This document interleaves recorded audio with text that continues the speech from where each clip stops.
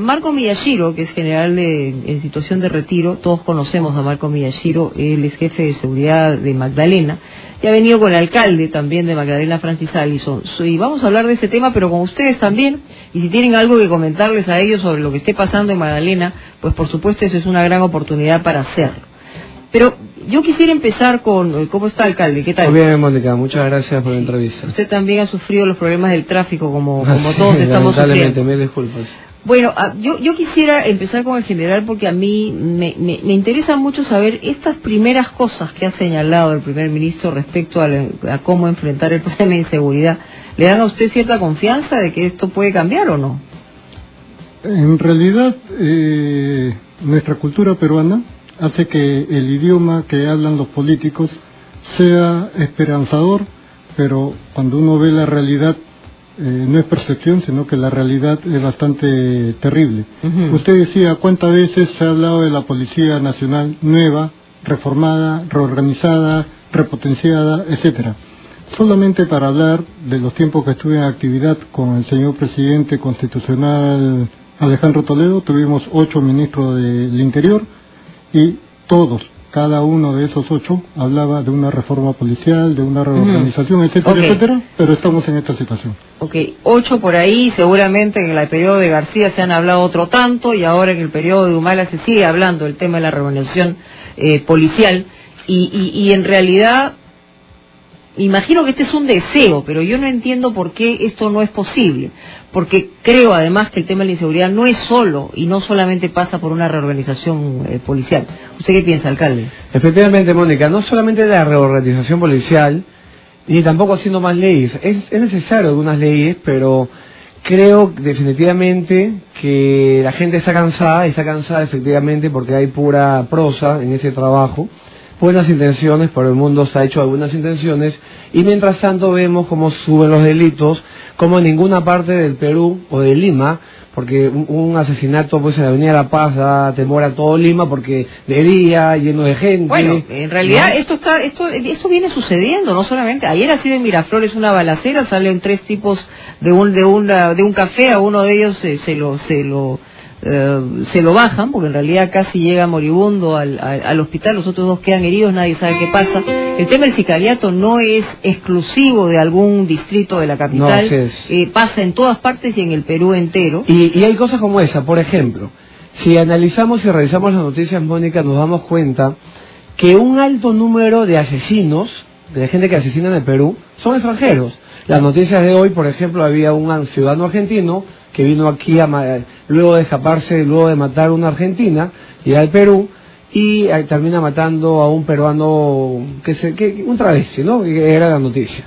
Más allá de a qué se dedique el peruano, es un extranjero que viene aquí a matar. Pero yo le pregunto, y quiero preguntarle y corroborar eso, ¿la mayoría de asesinatos por sicariato son producidos por extranjeros? ¿Eso está comprobado, coronel? General, perdón. Lo que ocurre es que muchos de estos asesinatos no han sido debidamente esclarecidos. Ahora, tengamos presente que el movimiento migratorio debería tener cierto tipo de control sobre estos aspectos de qué tipo de extranjeros están ingresando al país, y la Dirección General de Migraciones ha sido elevada a superintendencia. El uso de armas debería estar controlado por lo que era la DISCAMEC, ahora la DISCAMEC también es la SUCAMEC, porque ha sido elevada a superintendencia. Sin embargo, pese a la mejora aparente organizativa, la realidad sigue siendo cruel. Pero quiero agregar algo, Mónica, no es que sea el mayor número de extranjeros, el mayor número de sicarios extranjeros, pero igual el porcentaje es muy alto, ¿no? El caso de la señora Pfeffer fue un colombiano, el caso del Chol fue pero digamos que son los más notorios, pero eso no quiere decir que no hayan peruanos involucrados en el sicariato, ¿no? A lo que yo quiero llegar es qué sucede con la policía de extranjería, qué sucede con migraciones. O sea, está bien que hayan ciudadanos del mundo que pueden llegar al Perú sin visa, pero que llegan y se quedan meses matando peruanos, no hay ningún control hacia ellos. O sea, estoy hablando justamente de que el Estado, la policía, podría actuar ya de una vez en ese sentido. Otro sentido abandonado, la receptación. Todos sabemos dónde va todo lo robado En Lima, la 50, a San Jacinto, nadie Todos hace sabemos absolutamente eso, nada. pero durante muchos años y muchos periodos gubernamentales. Permítame ir a hacer un corte porque tenemos que hacerlo y ya regresamos con sus llamadas. Espero que nos llamen por favor a Capital 222-0575, 222-0580, 222-0711. Regresamos.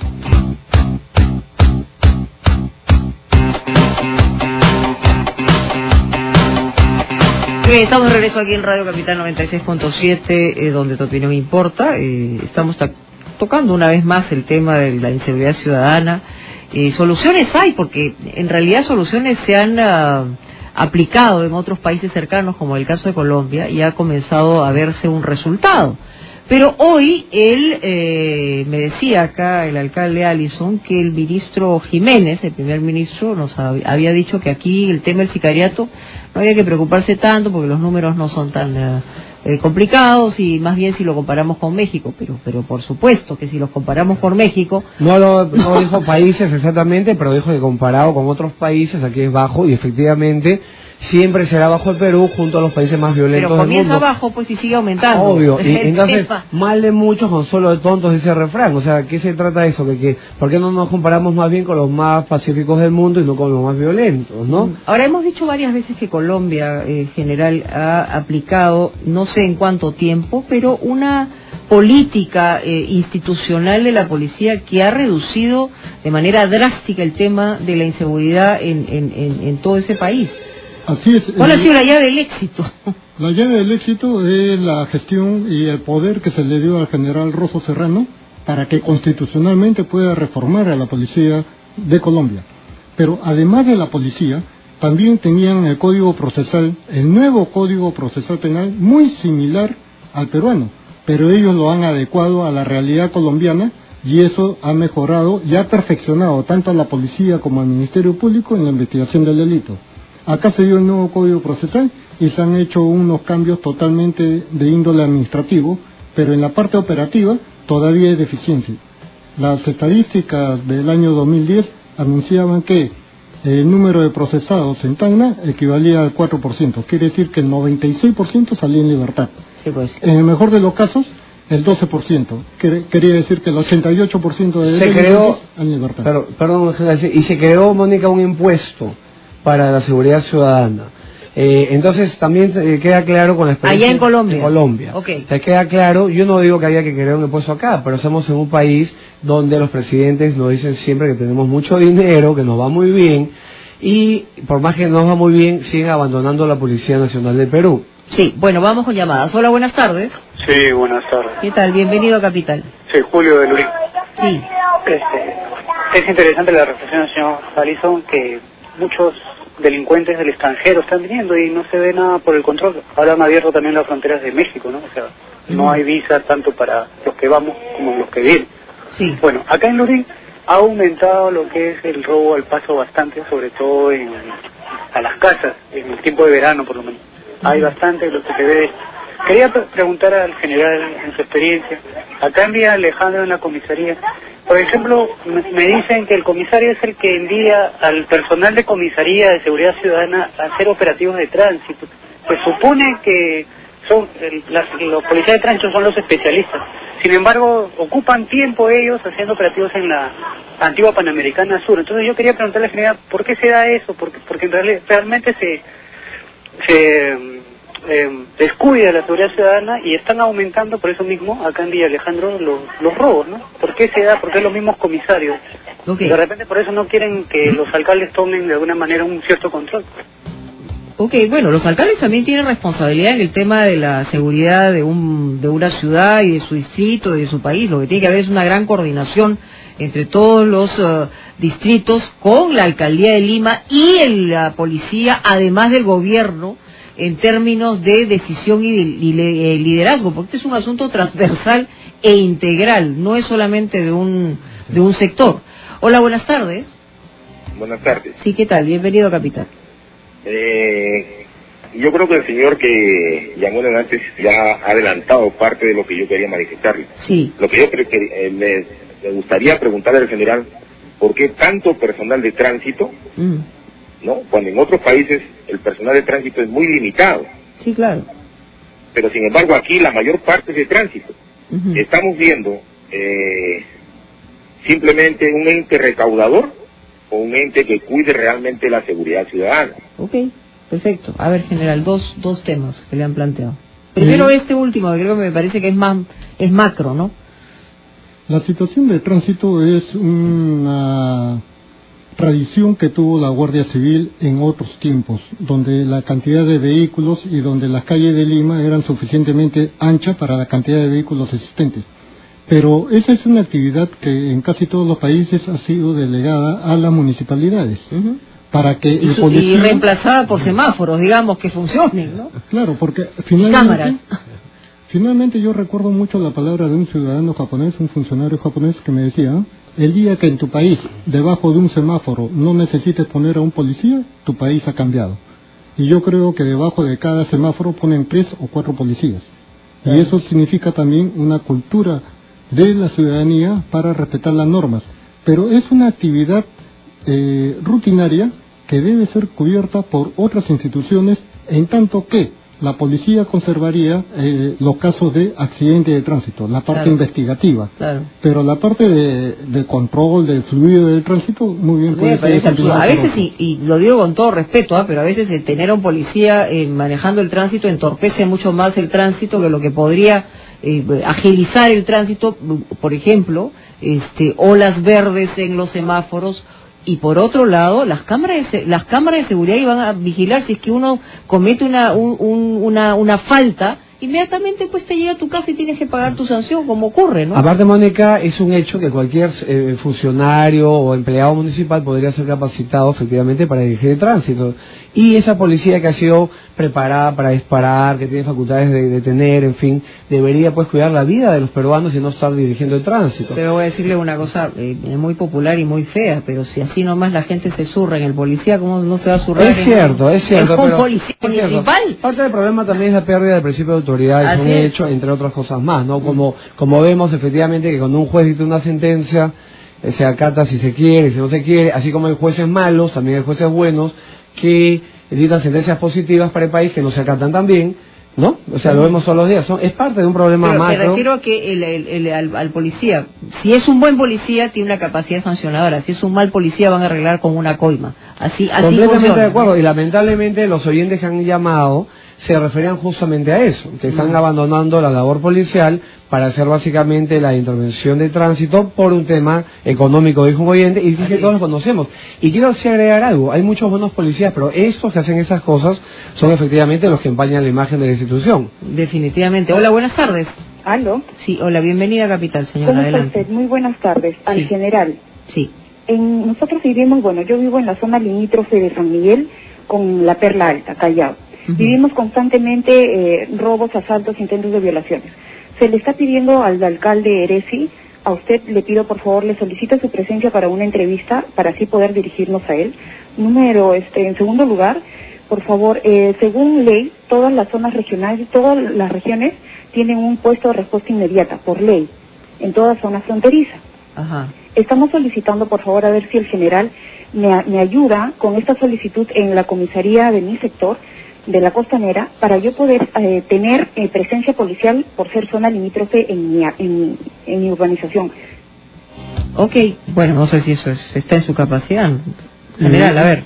Ahí estaría fuera de mi jurisdicción. Ahora soy el gerente de seguridad ciudadana de mi barrio, de Magdalena del Mar. Y si está hablando entre La Perla y San Miguel, bueno, habría oportunidad, sé que... ¿Cómo estamos por casa entonces? ¿Cómo está la cosa? Ya que usted, digamos, Sí, es una situación de riesgo que se va a ver incrementado aún más cuando se amplíen y se mejoren las vías de comunicación, porque así como se va a aumentar el fluido de los ciudadanos honrados, los delincuentes van a aprovechar de esa ventaja. Me refiero a la apertura de la Costa Verde. De la Costa Verde, ya. Sí. Okay. Y también va a haber muchas más facilidades para el ingreso y salida de delincuentes que vienen de los distritos vecinos. Es por eso que la zona de Magdalena del Mar ya está siendo cubierta desde antes de que se inaugure con 8 cámaras de videovigilancia para tener el control de esa zona bajo estricto... Y sí, en términos de delito, de comisión de delito, tienen estadísticas. De hecho, rapidito, va a seguir al corte. De hecho, según Ciudad Nuestra, de la Fiscalía, somos uno de los distritos más seguros de Perú. Tenemos, para el tema que habla el general, acabamos de instalar 8 cámaras solamente en la Costa Verde y 2 casetas de seguridad ciudadana, porque hemos visto que hay falsos taxistas que asaltan a mujeres, las desvían por la Costa Verde y las asaltan ahí. Y adicionalmente, lo más importante, hemos mandado blindar 10 carros, pero esos 10 carros, cuando estén blindados, en 60 días, van a tener de 2 a 3 policías cada uno por turno. Pero no cualquier policía, estamos teniendo la mejor policía de Perú, estamos pagando el precio más alto para tener a los mejores policías de Perú armados y los mejor entrenados y aguerridos y decididos. Porque esa gente está matando a los peruanos y tenemos que recibirlos con policías que son capaces de defender a los peruanos, de neutralizarlos, que están un paso o 10 pasos adelante de ellos y no como hoy, que lamentablemente los delincuentes están adelante del Estado, ¿no? Muy bien, vamos a hacer una pausa, ya regresamos con más llamadas de ustedes, así que estamos aquí, Capital, no se olviden, estamos viendo el tema de la inseguridad ciudadana, regresamos. Muy bien, estamos de regreso aquí en Radio Capital y bueno, hablábamos del Código Penal y efectivamente el Código Penal ha tenido tantos parches, o sea, nadie en realidad se ha puesto a ver efectivamente si este Código Penal es aplicable dentro de la realidad del Perú hoy, no hace 30 años, 20 años, 10 años, 5 años, un mes, sino hoy, para que tenga una coherencia. Me estaba contando algo que me parece difícil de creer. El alcalde de Magdalena, Allison, me estaba contando que él, por ejemplo, quería donar armas y municiones para que tengan prácticas de tiro sus policías dentro del distrito de Magdalena, pero la ley lo prohíbe. La ley prohíbe expresamente al gobierno local, o sea, al municipio, donar armas y municiones a la policía. Y ya sabemos todos los peruanos que nuestros policías no hacen prácticas de tiro. Pero si ellos mismos tienen que comprarse a veces las municiones, no entiendo.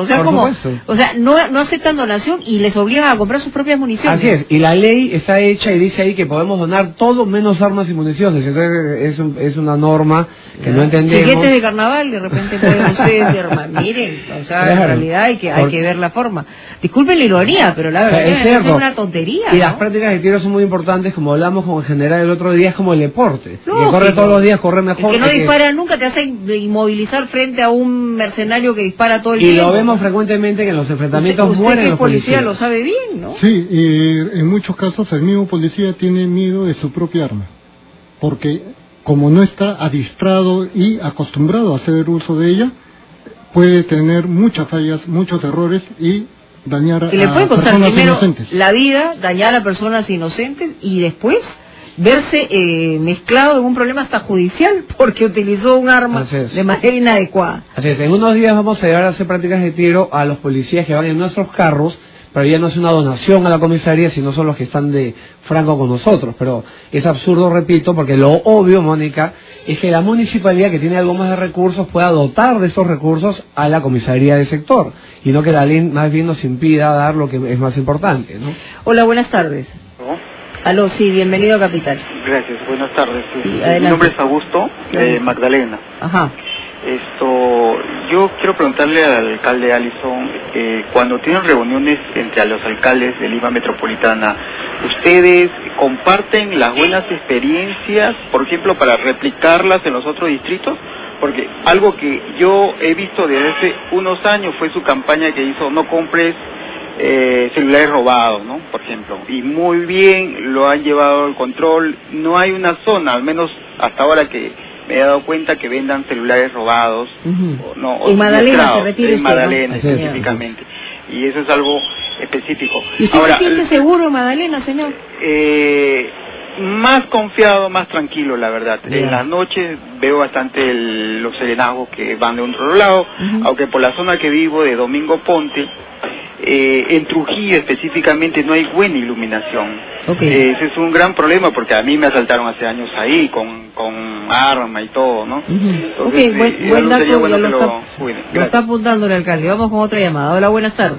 ¿Aló? Sí, hola, bienvenido a Capital. Señor. Buenas tardes, Mónica, felicitaciones ahí a tus panelistas. Te hablo por ser retirado que ha vivido tiempo de terrorismo, ya te voy a hablar la experiencia. Antes en la Guardia Civil, el general no me va a desmentir esto, se detenía 24 horas por indocumentados.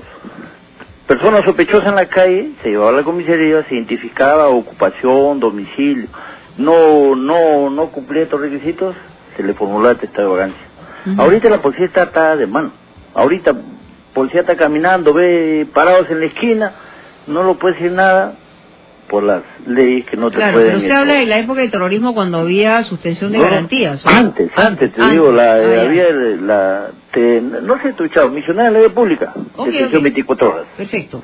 Entonces eso yo pienso que debe regresar porque el policía está atado de manos, no puedes o retener, pues prácticamente retener sospechoso a la comisaría. En la comisaría que haya el comisario, un representante en la municipalidad, un psicólogo, evaluar reincidentes, y ese prácticamente son los delincuentes en potencia. Ok, perfecto, gracias. A ver, general. Claro, la policía tenía la potestad de detener hasta por 24 horas. Por sospecha, nada más. Sí, pero los grandes legisladores han hecho que el Perú mejore en el respeto de los derechos humanos y ahora lo puede hacer solo por 4 horas para fines de identificación. Una de las grandes herramientas era la ley de vagancia. Claro, el tema es pues que nunca se encuentra el medio y el equilibrio. Por un lado podía haber excesos, porque hemos tenido gobiernos dictatoriales, hemos tenido gobiernos militares. Y asesinatos también. Ha habido época del terrorismo, o sea, asesinatos también, o sea, pero me imagino que los legisladores deben haber invocado esto, pero se van al otro extremo, pues. Claro, pero yo recuerdo en mi infancia que cuando no quería comer verduras porque prefería comer carne, mi papá me traía al policía de la esquina. Y el policía me decía, muchacho, tú tienes que alimentarte. Y me llamaba la atención. Y con su presencia y su uniforme de guardia civil, tenía que comer las verduras que no me resultaban muy agradables en ese tiempo. Pero nosotros vemos... Esa está buena, a mí nunca me llevó un policía para comer verduras, pero bueno. Pero sí vemos una policía disminuida, también jurídicamente. Sí, claro. Que cuando hace uso de su arma de fuego, tiene que enfrentárselo a un abogado, tiene que contratar a abogado para que lo defienda. Su institución no lo defiende. Vemos una policía que cuando va a una manifestación, a ellos sí los pueden agarrar a pedradas, pero ellos no pueden disparar. O sea, hay que respetar los derechos humanos, pero hay que dotar de policía también de seguridades para que hagan el trabajo por el resto de peruanos, ¿no? Yo entiendo que la policía muchas veces recibe toda la indignación y la crítica de la población, en algunos casos de manera real y en otros casos de manera que no es la adecuada, pero lo cierto es que tenemos una policía, mitad de policía, porque la otra mitad son, yo los he llamado guachimanes, con vestido de policía, porque al día siguiente está en un lado que no le corresponde a un policía. Sí, pero en los lugares donde se aplica el nuevo Código Procesal Penal, al delincuente, aquel que ha infringido la ley, el Estado, a través del Ministerio de Justicia, le pone un abogado defensor. Cuando este abogado defensor se entrevista con su patrocinado, el delincuente, lo primero que le pregunta es, ¿en qué parte de tu cuerpo te ha pegado el policía? Ni siquiera le pregunta si ha sido agredido. De frente va, ¿en qué parte de tu cuerpo te ha agredido el policía? Entonces presentamos una denuncia. Y aquel policía que ha intervenido está sujeto ya a un proceso de investigación. ¿Por qué? Ese es el nuevo Código Procesal Penal que se debe modificar para dar mayores garantías. Y así por el estilo, existen muchas situaciones cortapisas para que no haya la posibilidad de que el policía pueda tener un buen trabajo. Ahora, un tema importante es que ha tocado Mónica, el 1 por 1. Eso me parece fatal. Un desastre. Y hay muchos libros escritos. Ha anunciado Jiménez, tengo entendido, una vez más, porque la vez pasada también anunciaron el mismo gobierno. Que el mismo gobierno que se iba a quitar esto, pero claro, los policías no quieren porque ese es su ingreso. Hay que pagarles el doble, obviamente, para lograrlo, ¿no? Lógico. ¿No? Lo que ocurre con la policía es que el paquete para fortalecer la seguridad ciudadana del mes de diciembre del 2012 ha modificado el incremento y las percepciones económicas de la Policía Nacional, pero lo ha señalado en 5 tramos y solamente se ha cumplido, como estamos en el 2013, el primer tramo, pero ya se quiere aplicar como si hubiera sido un aumento total. Ajá. Nadie está de acuerdo con el 2 por 1, ¿no? El 1 por 1. El 1 por 1, ¿no? Entonces, para su eliminación es necesario que el policía tenga un sueldo digno. Lógico, pero mira, eso nadie lo duda. Lo cierto es que una ciudadanía no puede respetar a su policía si lo ve un día como policía, el día siguiente de la misma manera vestido, como policía, pero cuidando una construcción. Y cargando paquetes. Y cargando paquetes. Eso es indigno para el propio policía, pero lógicamente tiene que pasar por que le dupliquen el sueldo o le den el mismo sueldo que le genera ese otro trabajo. Porque cuando se permitió que el policía trabaje en Ciudad de Franco, era cuando el Perú no tenía dinero. Y era una forma, digamos, hábil, entre comillas, de que ellos ganen un poco más. Pero hoy el Perú tiene dinero. Pero parece que no es una prioridad la seguridad ciudadana y adicionalmente parece que el Estado cree, ese y todos los anteriores creen que invertir en seguridad es perder el dinero. Que es absurdo. Claro, es absurdo por dos motivos, porque como siempre digo, la falta de seguridad hace que muchos miles de turistas no vengan al Perú. No, es un impacto económico, claro, de todas maneras. O sea, la falta de seguridad crea pobreza y no es al revés necesariamente. Bueno, solo para terminar, porque se nos acabó el tiempo, decir que en Magdalena están dando una recompensa por los asesinos de la suboficial Delia Grosso Eguavil. Ellos son Emilio Alessio, Constantino Calizaya, alias Foca, y Elmer Ciro Soto Verospi, alias Elmer. Los teléfonos para comunicarse, y lo pueden ver en todo Magdalena, estos carteles, son el 966-3256-81, 9431-11-360. Esto es Dirincri también, Policía Judicial, para que ustedes den la información. Permíteme un minuto, Mónica, por favor. Medio, vamos a poder recompensa para capturar a todos los delincuentes que cometan hechos graves en Magdalena. Por esos dos y todos los demás que se les ocurra hacer actos parecidos en Magdalena. Y adicionalmente, en todos los demás casos por venir, vamos a poner, como en ese caso, abogado a la familia agraviada, para que no nos encontremos con ninguno de esos jueces benignos que sueltan a los asesinos en 2 o 3 años a la calle, ¿no? Bueno, muchísimas gracias a ambos por estar aquí con nosotros en Capital, y regresamos con un tema distinto.